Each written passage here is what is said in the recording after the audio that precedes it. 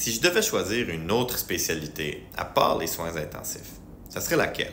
C'est une bonne question, parce que je me vois pas faire autre chose. Je pratique le meilleur métier du monde, je suis chanceux d'être intensiviste, j'aime ce que je fais au quotidien. Mais là, jouons le jeu, là, hypothétiquement. Ça va être difficile à répondre parce que je suis cet étudiant en médecine nerd là, qui a tout aimé ses stages à l'externat, chacun à sa façon. En médecine de famille, j'avais adoré la polyvalence des gens que j'avais rencontrés, des médecins en médecine de famille. C'était inspirant. J'avais en particulier fait mon stage à Val-d'Or, en Abitibi, et je trouvais ça extraordinaire. Ils ont moins de spécialistes, donc toute la charge de travail qu'ils prennent sur leurs épaules, je trouvais ça très impressionnant. J'avais beaucoup aimé la psychiatrie également. J'avais fait mon stage aux soins intensifs psychiatriques au Douglas, de prendre le temps de s'asseoir avec des patients, avec vraiment des pathologies très variées. J'ai des histoires pour la vie qui proviennent de mes stages de psychiatrie. J'avais beaucoup aimé mes stages d'obstétrique aussi. C'est la seule fois que j'avais pleuré en médecine.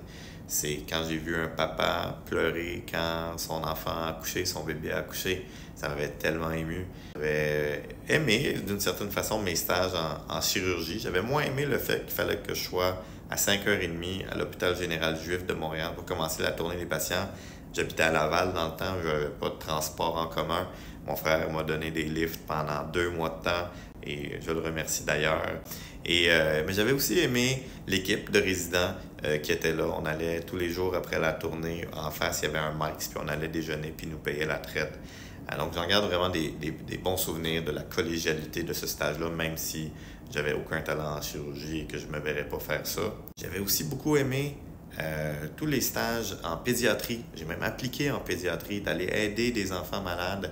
J'avais été très inspiré, j'avais trouvé ça très gratifiant, les interactions avec les parents également. J'ai mis tous mes stages, mais je pense que si j'avais à choisir, ça serait la médecine interne quand même. C'est là-dedans que j'ai appliqué en résidence et peut-être qu'au lieu de faire une sous-spécialité de la médecine interne, j'aurais probablement resté en médecine interne générale pour garder tout cet esprit-là de mix entre des soins aigus comme ce qu'on fait les soins intensifs, l'hospitalisation avec des patients très complexes, tout le côté Dr House aussi, poser des diagnostics quand il y a des mystères médicaux, et tout le côté polyvalence également. Pour répondre à la question, ça aurait été la médecine interne générale.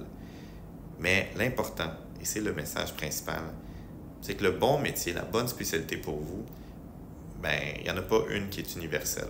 C'est celle qui vous ressemble.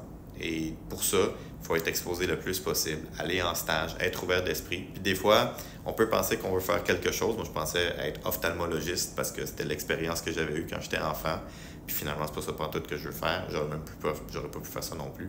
Et juste d'avoir été exposé à quelque chose de complètement différent, ça m'a permis de trouver ma voie en soins intensifs. Donc, je vous souhaite, si vous êtes un étudiant en médecine, de trouver votre voie. Même si vous n'êtes pas en médecine, peu importe le travail que vous faites dans la société, dans la vie, de vous lever le matin, d'être content d'aller au travail. Si pour vous, ça peut ne pas être un travail, vous avez trouvé la bonne chose pour vous. Moi, le matin, quand je me lève, j'ai pas l'impression d'aller travailler. Je m'en vais m'amuser avec mon équipe. On sauve des vies. On a vraiment une job stimulante et gratifiante et valorisante, malgré tous les écueils dans le réseau de la santé. Et je me trouve chanceux. Je vous souhaite d'être aussi chanceux et de trouver votre voie également. Pour d'autres questions, abonnez-vous à mon calendrier de l'avant médical. Merci pour vos questions.